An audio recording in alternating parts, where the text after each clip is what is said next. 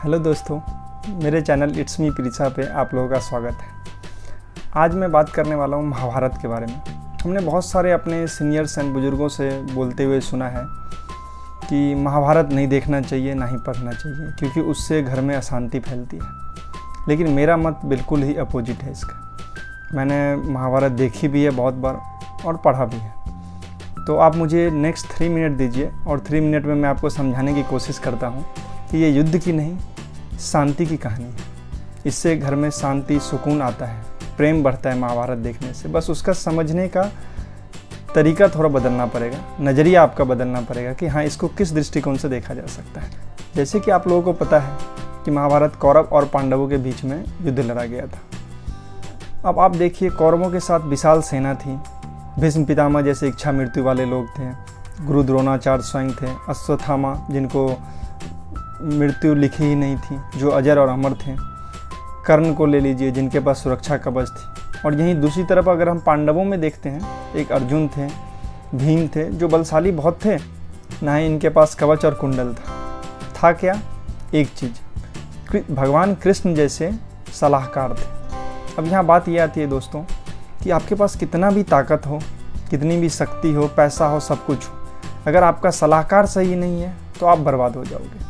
वहाँ कौरवों के पास पांडवों से बहुत ज़्यादा पैसा था, ताकत था, सब कुछ था, लेकिन उनके सलाहकार थे मामा शकुनी। और पांडवों के पास संसाधन तो कम थे, लेकिन इनका सलाहकार कृष्ण था। इसलिए अपने ज़िंदगी में कभी भी सलाहकार सही चुने, नहीं तो आप कितने भी पावरफुल होके अपने आप का नुकसान कर बैठोगे, अपनी बर्बादी की तरफ जाओगे। महाभारत में जैसे युद्ध होता है कौरवों और पांडवों के बीच, हम युद्ध देखते हैं, लेकिन आप ये नहीं देखते हैं कि उसी में ये दिखाया गया है कि इतना शक्तिशाली था दुर्योधन, फिर भी वो युद्ध हारा। क्यों? क्योंकि उसके पास घमंड था कि नहीं, मैं तो जीत ही जाऊँगा, मुझे कोई टेंशन नहीं है, कोई मुझे हरा ही नहीं सकता। और देने की प्रवृत्ति बिल्कुल नहीं थी। नहीं तो जब भगवान कृष्ण ने उनसे बोला कि आप 5 गाँव ही दे दो, लेकिन उन्होंने नहीं दिया, क्योंकि हमको देने की प्रवृत्ति नहीं है। और जब भी हम किसी का हक लेना चाहते हैं तो वहाँ युद्ध होता है। अगर हम देना शुरू कर दें तो युद्ध की कोई गुंजाइश ही नहीं है। और दोस्तों, उतना शक्तिशाली होने के बाद भी जब दुर्योधन हार जाता है तो इससे हमें क्या शिक्षा मिलती है?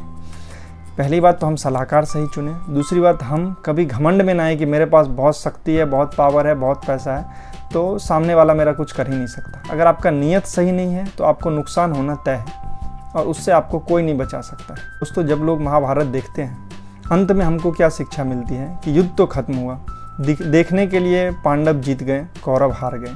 मतलब कौरव को ही नुकसान हुआ, युद्ध करके कोई फ़ायदा नहीं हुआ।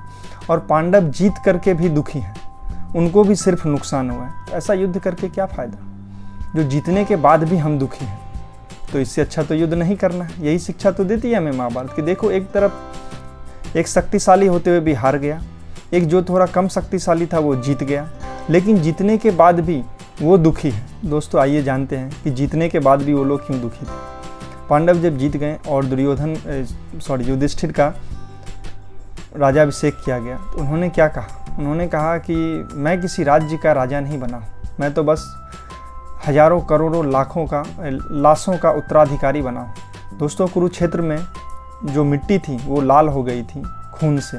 खून ही नहीं, उसमें बहुत सारे श्राप, गिद्ध, लोगों के मांस के टुकड़े, लोगों की यादें, कितने माताओं के पुत्र, कितनी विधवा औरतें, सब रोती बिलखती थी। मतलब ऐसा स्थिति था जो किसी भी पत्थर को भी रुला दे, ऐसी स्थिति हो गई। क्या यही जीत है? मुझे तो नहीं लगता ये जीत है। दोस्तों, युद्ध खत्म होने के बाद भी सालों तक ये पांडव सो नहीं पाए थे, जबकि अगर आप उसे जीत मानते हैं तो क्यों नहीं ऐसा हुआ?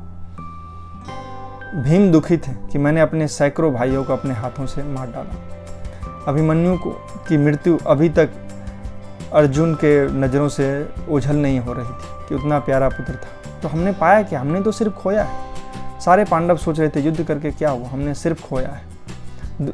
दुशासन की लहू अभी तक द्रौपदी की आंखों से नहीं जा रहा था, जिससे उन्होंने गुस्से में, क्रोध में केस धोया था, लेकिन वो अभी तक उनकी आंखों से नहीं जा रही थी।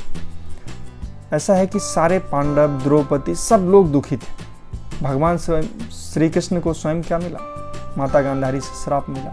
तो दोस्तों इसमें यही देखने को मिला है कि पूरा युद्ध खत्म होने के बाद भी किसी का विजय नहीं हुआ है तो सिर्फ और सिर्फ पराजय हुई है। चाहे वो पांडव पक्ष हो चाहे कौरव पक्ष हो, सबने सिर्फ खोया है, पाया कुछ नहीं है। दोनों तरफ से कितने लोग विधवा हो, कितनी औरतें विधवा हो गई, कितने बच्चे अनाथ हो गए। तो हम कैसे कह सकते हैं कि युद्ध के बाद विजय हुए पांडव? युद्ध से हमेशा विनाश होता है, विजय हो ही नहीं सकता।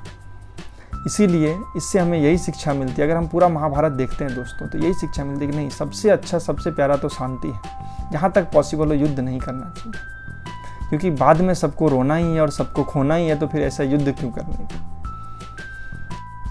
युद्ध जीतने के बाद भी दोस्तों अर्जुन दुखी थे कि मैंने अपने गुरुओं को खोया है, और वो भी स्वयं अपने हाथों से गुरु को, भीष्म पितामह को, सबका वध किया है। क्या यही विजय है? बिल्कुल नहीं। आखिरी तक मेरे चैनल पर बने रहने के लिए बहुत बहुत धन्यवाद। अपना विचार कमेंट में ज़रूर दें कि क्या आपको भी लगता है कि महाभारत युद्ध की कहानी है, या आपकी सोच बदल चुकी है और आपको लगता है नहीं, महाभारत ज़रूर देखना चाहिए और उससे ये शिक्षा लेना चाहिए कि ये युद्ध की नहीं, शांति की कहानी है, सुख समृद्धि की कहानी है। कि अगर हम इन सब चीज़ों से बचें, जो गलतियाँ उसमें पांडवों ने किया या कौरवों ने किया, इन सब से बचें तो हमारा ज़िंदगी और ज़्यादा सुखमय हो सकता है। Thank you so much.